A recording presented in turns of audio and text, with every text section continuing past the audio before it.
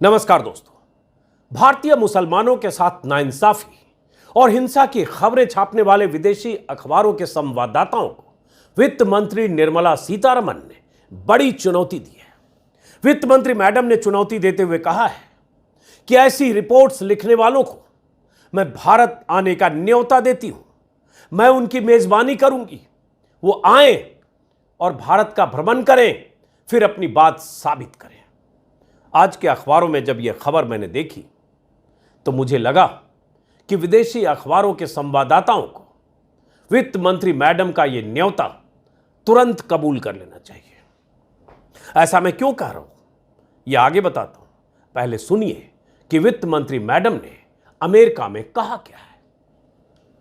America यात्रा पर गई वित्त मंत्री महोदया ने पीटरसन इंस्टीट्यूट ऑफ इकोनॉमिक्स में एक बातचीत के दौरान सवालों के जवाब में यह चुनौती देते हुए कहा कि मुझे कोई एक राज्य बता दीजिए और मैं यह भी बताना चाहूंगी कि कानून व्यवस्था राज्य का विषय है, भारत सरकार का नहीं। हर प्रांत में चुनी हुई सरकार है जो उस राज्य की कानून व्यवस्था का जिम्मा संभालती है। इसलिए यह कहना कि मुसलमानों को प्रभावित करने वाली हिंसा पूरे देश में हो रही है तो यह अपने आप में झूठा बयान है। ऐसा हो ही नहीं सकता। वित्त मंत्री की नाराजगी विदेशी मीडिया में जो ऐसी खबरें छपती है उसको लेकर है। वित्त मंत्री मैडम ने यह भी कहा कि साधारण अपराध की घटनाओं को ऐसे पेश किया जाता है जैसे भारत सरकार के संरक्षण में सब हुआ हो। ऐसी बचकानी बातों से साफ है कि ऐसा लिखने वालों को भारत की कोई जानकारी नहीं है। दोष बढ़ने वाली रिपोर्ट हकीकत से कोसों दूर है, यह वित्त मंत्री मैडम ने कहा। वैसे देखें तो सरकार का काम है कि खिलाफ में छपने वाली हर रिपोर्ट को, हर खबर को हकीकत से कोसों दूर बता दिया जाए। अब यह कितना कोस दूर है इसका पता तभी चलेगा जब विदेशी संवाददाता वित्त मंत्री मैडम का न्योता कबूल करें और भारत के कुछ इलाकों में घूमकर लोगों से बातचीत करके देखें, मुसलमानों के हालातों का जायजा लें। वैसे वित्त मंत्री मैडम ने कहा और भी बहुत कुछ है, लेकिन फिलहाल मैं उस पर नहीं जा रहा हूं।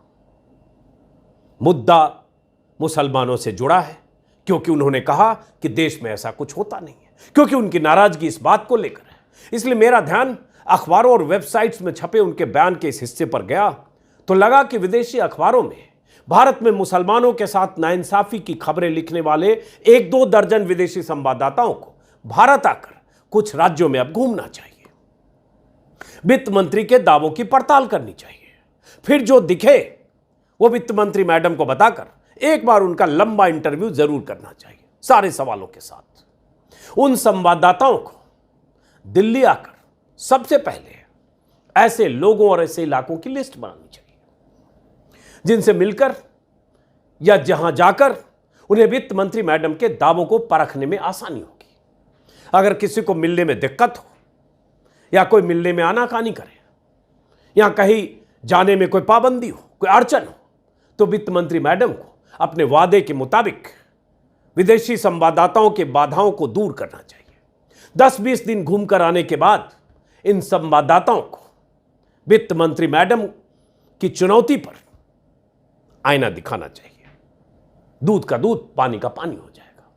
वित्त मंत्री मैडम और विदेशी संवाददाताओं की सहूलियत के लिए एक काम चलाओ लिस्ट कुछ घटनाओं की, कुछ लोगों की मैं भी बना दे रहा हूं जो इस वीडियो में आपको सुना रहा हूं। देश के अलग अलग हिस्सों में जाने में थोड़ी मेहनत लगेगी, लेकिन उन विदेशी संवाददाताओं को जरूर करना चाहिए। न्योता तो अब खुला, ऑफर तो वित्त मंत्री का है। सबसे पहले उन विदेशी संवाददाताओं को बीजेपी के करीब 2 दर्जन ऐसे सांसदों, विधायकों और नेताओं के बारे में स्टडी करना चाहिए जो मुसलमानों के खिलाफ जहर उगलने के लिए कुख्यात है। उन संवाददाताओं को भोपाल जाकर हिंदुओं को चाकू छुरी तेज करके घर में रखने की नसीहत देने वाली, ललकारने वाली बीजेपी सांसद और गोडसे भक्त प्रज्ञा सिंह ठाकुर से मिलना चाहिए। उनके नफरती माइंड की स्टडी करनी चाहिए कि भगवाधारी सांसद जिन्हें पीएम तक मन से माफ नहीं कर पाए, वह मुंह खोलते ही मुसलमानों के खिलाफ जहर क्यों उगलती है और बार बार उगलती है। उसका कुछ बिगड़ता नहीं। उन संवाददाताओं को दिल्ली में खुले मन से डंके की चोट पर मुसलमानों के सामूहिक बहिष्कार की अपील करने वाले दिल्ली के बीजेपी सांसद प्रवेश वर्मा से भी मिलना चाहिए। अगर प्रवेश वर्मा पलटी मारे कि मैंने ऐसा नहीं कहा, तो उन्हें यह वाला वीडियो दिखा देना चाहिए। जहां जहां ये आपको दिखाई दे, मैं कहता हूं अगर इनका दिमाग ठीक करना है, इनकी तबीयत ठीक करनी है, तो एक ही इलाज है, वो है संपूर्ण बहिष्कार। मंच से उनके जहरीले भाषण का वीडियो। और पूछना चाहिए कि आप सत्ताधारी दल के सांसद होकर एक धर्म के लोगों के सामूहिक बहिष्कार की बातें कैसे कर सकते हैं? दिल्ली दंगों के दौरान अपनी पलटन लेकर दंगा प्रभावित इलाकों में सबक सिखाने गए लोनी के बीजेपी विधायक नंद किशोर गुर्जर से भी विदेशी संवाददाताओं को मिलना चाहिए। उनके कारनामे पर भी थोड़ी रिसर्च करनी चाहिए।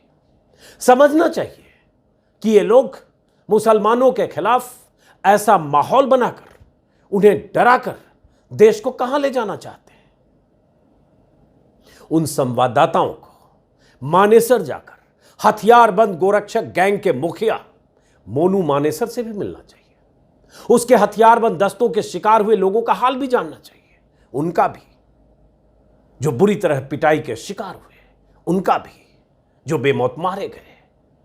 हत्यारे गोरक्षक गैंग के शिकार होकर जान गंवा चुके जुनैद और नासिर के परिजनों से भी मिलना चाहिए। और समझना चाहिए कि बीजेपी नेताओं की सरपरस्ती में कैसे बजरंग दल और हिंदू वाहिनी के एक बेलगाम गुंडे गोरक्षकों का चोला पहनकर मुसलमानों का टारगेट करते हैं, मुसलमानों को टारगेट करते हैं, लेकिन उनके खिलाफ कोई कार्रवाई नहीं होती है। उन संवाददाताओं को मध्य प्रदेश जाकर वहां के गृह मंत्री नरोत्तम मिश्र से भी मिलना चाहिए और समझना चाहिए कि बात बात पर उनका नफरती एजेंडा कैसे उनके गृह मंत्री पद की गरिमा को मिट्टी में मिलाता है। उन विदेशी संवाददाताओं को एमपी के खरगोन से लेकर छत्तीसगढ़ जाकर उस हिंदुत्ववादी ब्रिगेड और उस जमात से भी मिलना चाहिए जो बीजेपी नेताओं की सरपरस्ती में मुसलमानों के आर्थिक बहिष्कार की मुहिम चलाते रहते हैं। एक वीडियो तो अभी 2 दिन से वायरल है छत्तीसगढ़ का, और ऐसे वीडियो आते रहते हैं। यूपी जाकर जमींदोज हुए उन तमाम घरों को देखना चाहिए जहां योगी का बुलडोजर बिना किसी अदालती आदेश के चला है। उन्हें सहारनपुर जाकर उन लड़कों और उनके परिवार वालों से भी मिलना चाहिए जिन्हें पिछले साल बलवा और पत्थरबाजी के झूठे आरोप में पकड़ लिया गया, थाने ले जाकर जमकर पीटा गया लाठी डंडों से। सत्ताधारी बीजेपी के विधायक ने पिटाई के बाद वीडियो को ट्वीट करते हुए जश्न मनाया, और जब थाने से लेकर जेल में हुए टॉर्चर के बाद इन्हें जमानत मिली तो जमानत देते वक्त कोर्ट ने भी माना कि इन सब के खिलाफ कोई सबूत नहीं था। कायदे से तो उन तमाम पुलिस वालों की गिरफ्तारी होनी चाहिए थी, लेकिन यह सब न होना था, न हुआ। विदेशी संवाददाताओं को जाकर यह सब देखना चाहिए। सहारनपुर जाने पर विदेशी पत्रकारों को पता चलेगा कि मुसलमानों के साथ कैसा बर्ताव होता है। उन संवाददाताओं को केरल के उस पत्रकार सिद्दीक कप्पन से भी मिलना चाहिए जिसे हाथरस कांड की रिपोर्टिंग के लिए जाते वक्त आतंकवादी घोषित करके पकड़ लिया गया और यूएपीए जैसी धाराओं में 23 महीनों तक जेल में बंद रखा गया। योगी की पुलिस ने पूरी कोशिश की कि सिद्दीक कप्पन को 8-10 साल तक जेल में सड़ा दिया जाए, जमानत न मिले। कप्पन शायद बता पाए कि उन्हें किस बात की इतनी बड़ी सजा मिली। इसलिए विदेशी संवाददाताओं को निर्मला सीतारमण की चुनौती कबूल करके भारत आना चाहिए। उन विदेशी संवाददाताओं को गोरखपुर के डॉक्टर कफील खान से लेकर उन 50 मुस्लिम युवकों से जरूर मिलना चाहिए जिन्हें फर्जी मुकदमों में फंसाया गया है, जेलों में ठूस दिया गया है, संगीन धाराएं लगाई गई है, एनएसए से लेकर राजद्रोह से लेकर यूएपीए तक। कई बार जमानत देते वक्त अदालतों ने क्या कहा उसकी स्टडी करनी चाहिए। उन विदेशी संवाददाताओं को हिंदू जन आक्रोश मोर्चा की तरफ से महाराष्ट्र के जिले जिले में जो रैली निकाली जा रही है, सभाएं हो रही है, उसके फुटेज दिखाए जाने चाहिए। उन रैलियों में उगले जा रहे जहर के सैंपल दिखाए जाने चाहिए। हेट स्पीच के वीडियो दिखाए जाने चाहिए ताकि उन्हें समझने में आसानी हो कि वित्त मंत्री मैडम के कहे में कितना दम है। फिर उन विदेशी अखबारों के संवाददाताओं को जिनसे वित्त मंत्री मैडम नाराज हैं, सुप्रीम कोर्ट के जस्टिस जोसेफ और जस्टिस नागरत्ना की पीठ ने हेट स्पीच पर सुनवाई के दौरान जो कहा वो बताया जाना चाहिए। उन्हें बताया जाना चाहिए कि देश की सबसे बड़ी अदालत ने कहा है कि हेट स्पीच इसलिए हो रही है क्योंकि सरकार इंपोटेंट और पावरलेस है, यानी सरकार नपुंसक और शक्तिहीन है। जिस दिन धर्म और राजनीति को अलग कर दिया जाएगा और नेता सियासत का धर्म में इस्तेमाल करना बंद कर देंगे, उसी दिन नफरती भाषण बंद हो जाएगा, हेट स्पीच बंद हो जाएगी। हर पक्ष के खुराफाती तत्वों की तरफ से टीवी और सार्वजनिक मंचों पर नफरत फैलाने वाले बयान दिए जा रहे, ये जस्टिस ने कहा है। उन संवाददाताओं को भी ये जस्टिस की तरफ से कहे गए ये वाक्य दिखाया और पढ़ाया जाना चाहिए। उन संवाददाताओं को यह भी बताया जाए कि जिस महाराष्ट्र में हेट स्पीच को लेकर सुप्रीम कोर्ट ने यह कहा है, वहां बीजेपी और उसकी साझेदार पार्टी की सरकार है। वैसे सुप्रीम कोर्ट के इस कहे का व्यापक मतलब था सरकार मतलब स्टेट। सुप्रीम कोर्ट से लेकर हाई कोर्ट तक ने बीते 2-3 सालों के दौरान हेट स्पीच, लिंचिंग और यूपीए से लेकर राजद्रोह के मामले में फंसाए गए मुसलमानों को जमानत देते वक्त जो भी कहा है वो भी उन संवाददाताओं को पढ़ाया जाए। उन विदेशी संवाददाताओं को सुप्रीम कोर्ट की फटकारों की पूरी फाइल दिखाई जाए ताकि पता चल सके कि कितनी बार हेट स्पीच के मामले में टाल मटोल वाले रवैये के कारण दिल्ली पुलिस से लेकर बीजेपी सरकारों को फटकार लगी है। उन्हें बताया जाए कि सत्ताधारी पार्टी के नेता कट्टर हिंदुत्ववादियों के साथ एक मंच पर कैसे खड़े होकर इस देश को हिंदू राष्ट्र बनाने की शपथ लेते हैं, खुलेआम उस देश को हिंदू राष्ट्र घोषित करते हुए मरने मारने की शपथ लेते हैं, मुसलमानों के खिलाफ नरसंहार की बातें करते हैं जो बाबा साहब के बनाए संविधान की बुनियाद पर खड़ा है। उन्हें बताया जाए कि ऐसे धर्म संसद के आयोजकों के खिलाफ, भगवाधारियों के खिलाफ जब कार्रवाई की बात होती है तो अमित शाह की दिल्ली पुलिस कैसे कान में तेल डालकर और आंख पर पट्टी डालकर सो जाती है। उठती तभी है जब यदा कदा सुप्रीम कोर्ट से फटकार लगती है। यह सब इसलिए होता है क्योंकि मुसलमानों को ललकारने वाले हिंदुत्व के धर्म ध्वजाधारी होते हैं, भगवाधारी होते हैं, सत्ता की सरपरस्ती में फलते फूलते जमात के ब्रिगेड के लोग होते हैं, बीजेपी और संघ के अपने कुल गोत्र के होते हैं। उन विदेशी संवाददाताओं को संविधान की शपथ लेकर मुख्यमंत्री की कुर्सी पर बैठे योगी आदित्यनाथ का वो बयान भी सुनाया जाए जिसके मुताबिक भारत एक लोकतांत्रिक और पंथ निरपेक्ष सेक्युलर देश नहीं बल्कि हिंदू राष्ट्र है। उन विदेशी संवाददाताओं को कर्नाटक के शिवमोगा, हसन, तमकूर और चिकमगलूर समेत उन तमाम इलाकों में जाना चाहिए जहां हिजाब विवाद के बाद मंदिरों के आसपास मुसलमानों के व्यापार धंधों पर पाबंदी लगा दी गई थी। और यह सब बीजेपी और स्थानीय नेताओं की शाह पर हुआ। उन विदेशी संवाददाताओं को झारखंड जाकर उन मुस्लिम परिवारों से भी मिलना चाहिए जिनके परिजनों को लिंच कर दिया गया, लेकिन जमानत पर छूटकर जब गुनाहगार आए थे तो फूल माला पहनाकर तब के केंद्रीय मंत्री जयंत सिन्हा ने उनका मुंह मीठा कराया था, तस्वीरें खिंचवाई थी गुनाहगारों के साथ। उन्हें झारखंड के उस तबरेज के परिवार से भी मिलाया जाए, मिलना चाहिए जिसे चोरी के आरोप में पकड़ा गया और जय श्री राम के नारे लगवाते हुए पीट पीट कर मार डाला गया, और जिन्होंने मारा उन्हें बचाने की कोशिशें भी हुई। उन विदेशी संवाददाताओं को कानपुर के उस मुस्लिम रिक्शे वाले से भी मिलवाना चाहिए जिसे उसकी बेटी की मौजूदगी में हिंदुत्ववादी ब्रिगेड के गुंडों ने पीटा, जय श्री राम के नारे लगवाए। मासूम सी बेटी रोती बिलखती रही, अपने पिता को छोड़ने की गुहार लगाती रह गई, लेकिन उनका दिल नहीं पसीजा। और मैडम कहती हैं ऐसा तो कुछ होता नहीं है। उन विदेशी संवाददाताओं को गुजरात जाकर बिल्किस बानो से भी मिलवाना चाहिए और जानना चाहिए कि उस पर क्या बीती जब उसकी बेटी समेत उसके परिवार के कातिलों और बलात्कारियों को जेल से सजा माफी नीति की आड़ में छोड़ दिया गया। उन विदेशी संवाददाताओं को पता होना चाहिए कि दरिंदों को छोड़ने का अप्रूवल अमित शाह के मंत्रालय ने दिया था, बाकायदा लिखित।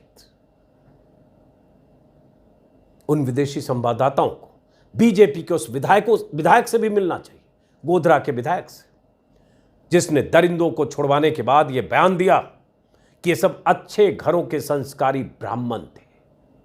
उन लोगों से भी मिलवाना चाहिए जिन्होंने कातिलों और बलात्कारियों का स्वागत फूल, मालाओं और मिठाइयों से किया था। वो सब बीजेपी, बजरंग दल और विश्व हिंदू परिषद और संघ से जुड़े लोग थे। उन संवाददाताओं को हैदराबाद के नफरती विधायक बीजेपी के टी राजा सिंह से भी मिलवाना चाहिए, जो जहर उगलने के अलावा कुछ करता ही नहीं है। मुसलमानों के खिलाफ हथियार उठाने से लेकर मरने मारने की बात करने वाले बीजेपी विधायक से मिलकर उन संवाददाताओं को शायद पता चले कि मुस्लिम विरोधी जहर के कितने लेयर ऐसे लोग अपने अपने इलाकों में तैयार कर रहे हैं। इतनी लिस्ट काफी है या कुछ और दो? वैसे उन विदेशी संवाददाताओं को टीवी के कुछ नफरती चेहरों के शोज के कोलाज भी दिखाए जाए, जो दिन रात टीवी पर हिंदू मुसलमान करते हुए देश के मुसलमानों को देश विरोधी साबित करने की साजिश में जुटे रहते हैं। उन्हें बताया जाए कि सत्ता के चाटुकार ऐसे तमाम नफरती चेहरों को खुद पीएम मोदी ट्विटर पर फॉलो करते हैं, पसंद करते हैं, मिलते जुलते हैं और सरकार से जिनका सीधा कनेक्शन होता है। विदेशी मीडिया के उन पत्रकारों को शायद ये बात आसानी से समझ में भी आ जाएगी कि कैसे इस देश में मीडिया का बड़ा वर्ग हिंदू मुसलमान को लड़ाने वाले एजेंडे पर सालों भर काम करता है और सब कुछ सत्ता की रजामंदी से होता है, सत्ता के लिए होता है। सत्ता मतलब बीजेपी, मतलब मोदी। मुसलमानों को देश की हिंदू आबादी का दुश्मन साबित करने की मुहिम चलाता रहता है मीडिया। लव जिहाद और लैंड जिहाद के बाद मजार जिहाद और ऐसे न जाने कितने जिहाद के नाम पर मुस्लिम विरोधी नैरेटिव तैयार करता है ये मीडिया। मुसलमानों के घरों पर चलने वाले बुलडोजर पर चढ़कर एंकर और एडिटर रिपोर्टिंग करते हैं और जश्न मनाती भीड़ के साथ खड़े नजर आते हैं। तब इन्हें एक बार भी नहीं लगता कि पत्रकार का काम नाइंसाफियों पर सवाल उठाना है, बुलडोजर से रौंदने वाली कार्रवाइयों पर सवाल उठाना है, न कि संविधान और कानून के पन्नों में लिखी इबारत को बुलडोजर के तले रौंदे जाने पर भी जश्न मनाते हुए सरकार का साथ देना है। उन चेहरों और उनकी करतूतों के बारे में भी विदेशी संवाददाताओं को जानकारी दी जाए। देश में जब कोरोना फैलता है तो बीजेपी नेताओं के साथ साथ मीडिया भी तबलीगी जमात के नाम पर मुसलमानों को कोरोना बम कहने लगते हैं, कोरोना के लिए जिम्मेदार ठहराने लगते हैं, जेलों में बंद कर दिए जाते हैं।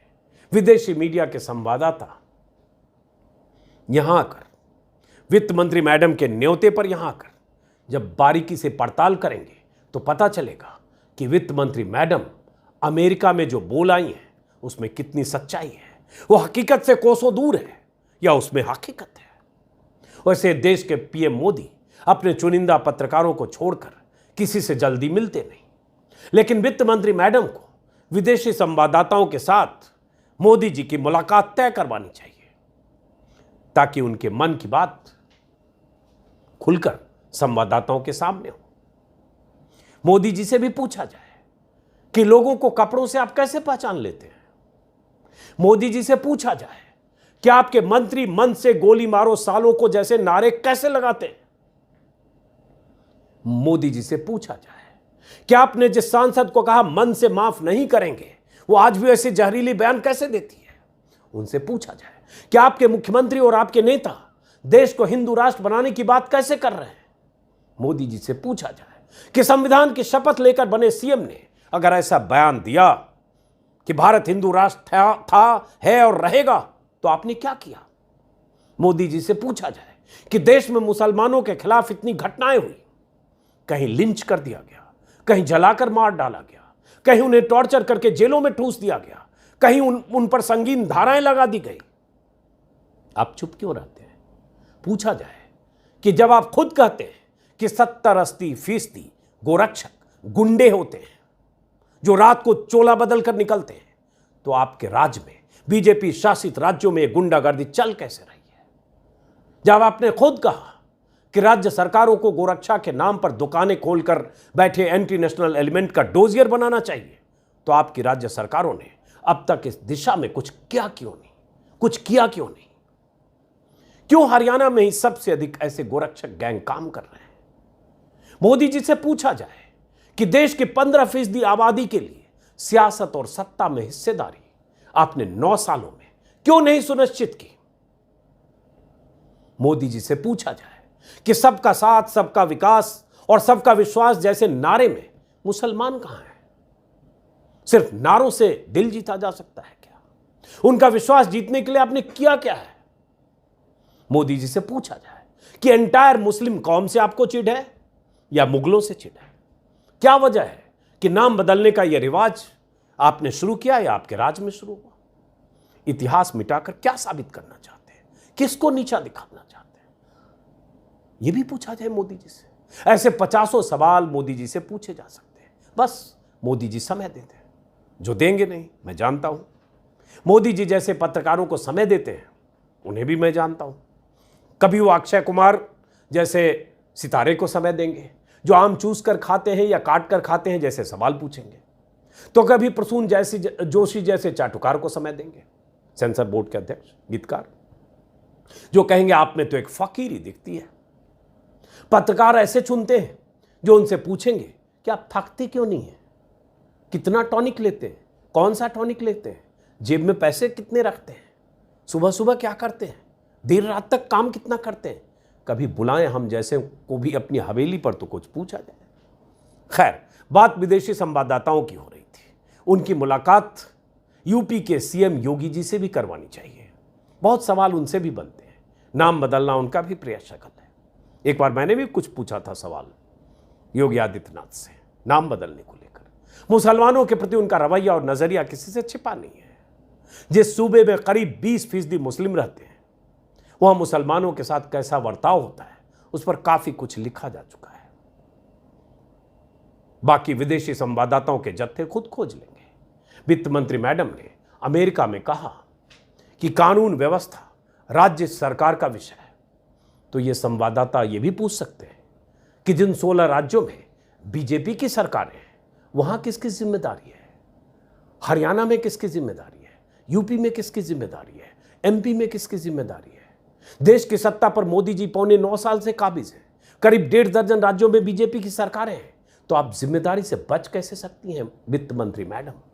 तो ये सवाल तो विदेशी संवाददाता ही आकर पूछेंगे। यहां बैठकर या अमेरिका में जाकर विदेशी अखबारों की खबरों को खारिज कर देना, यह कह देना कि एकदम बकवास है, झूठ है, या किसी डॉक्यूमेंट्री पर इतनी नाराजगी जता देना कि डॉक्यूमेंट्री भी बैन कर दें और उस संस्था पर, बीबीसी पर छापे भी पड़ जाएं, ये अलग बात है। लेकिन एक बार मैं तो विदेशी अखबारों के संवाददाताओं को कहूंगा, अगर बात पहुंचे दुनिया में, कि आए वित्त मंत्री जी का न्योता कबूल करें और इस देश में 20 दिन 25 दिन घूमें। लिस्ट मैंने दे दी है। ऐसी लिस्ट बहुत लंबी है, बहुत कुछ बताया जा सकता है जो बीते 8.5-9 सालों में हुआ है, और ऐसी बहुत सारी घटनाएं जिस पर मोदी जी की चुप्पी है। इसलिए जब वित्त मंत्री जी कहते हैं कि ऐसा लगता है कि छोटी घटनाओं को बड़ा करके बताया जाता है, वित्त मंत्री मैडम, जब किसी को पीट पीट कर मार दिया जाए, किसी रिक्शे वाले की पिटाई हो जाए, जय श्री राम बोलने को विवश किया जाए, किसी तवरेज को मार दिया जाए, किसी पहलू खान को मार दिया जाए, किसी की लिंचिंग हो जाए ट्रेन में, किसी को भरतपुर के 2 लोगों को गोरक्षकों के गैंग की तरफ से कार में, उन्हीं की गाड़ी में जिंदा जला दिया जाए या मारकर जला दिया जाए, ऐसी घटनाओं की लिस्ट लंबी है। मार पिटाई, टॉर्चर, सब कुछ। तो ये कहना कि ऐसा कुछ होता नहीं है या छोटी घटनाओं को बड़ा बना दिया जाता है, तो मुझे लगता है ये आप नाइंसाफी बोलकर भी कर रही हैं। कबूल नहीं करना आपकी मजबूरी हो सकती है, लेकिन जो हो रही है घटना है, उस पर आंख मूंदना, ये उससे ज्यादा बड़ी मजबूरी दिखती है। लेकिन चलिए, फिलहाल वित्त मंत्री जी ने जो कहा, अखबारों की सुर्खियां हैं, जो मैंने कहा आप दर्ज कीजिए और देखिए इस पैमाने पर जो मैं कह रहा हूं उसमें कुछ सच्चाई है, या जो वित्त मंत्री जी ने कहा वही सच है। अगर मोदी भक्तों के नजरिए से देखें तो जो वित्त मंत्री ने कहा वही सच है, देश में सब चंगा है, कहीं कुछ नहीं हो रहा है। चाहे वो ताजमहल का नाम बदल दें, चाहे आगरे का नाम बदल दें, चाहे लाल किला का नाम बदल दें, चाहे कुतुब मीनार का नाम बदल दें, ना जाने कितनी ऐसी कोशिशें हो रही है और हर कोशिश का मकसद एक है, क्योंकि आपको नफरत उस धर्म के लोगों से है जिस धर्म का नाम इस्लाम है, और उस धर्म का पालन करने वाले लोग मुसलमान हैं। कहने की ज़रूरत नहीं। फिलहाल इस वीडियो को ख़त्म करते हैं, फिर मुलाकात होगी किसी और वीडियो में। अगर आपने मेरे चैनल को सब्सक्राइब नहीं किया तो करें और मुमकिन हो तो ज्वाइन करें। नमस्कार।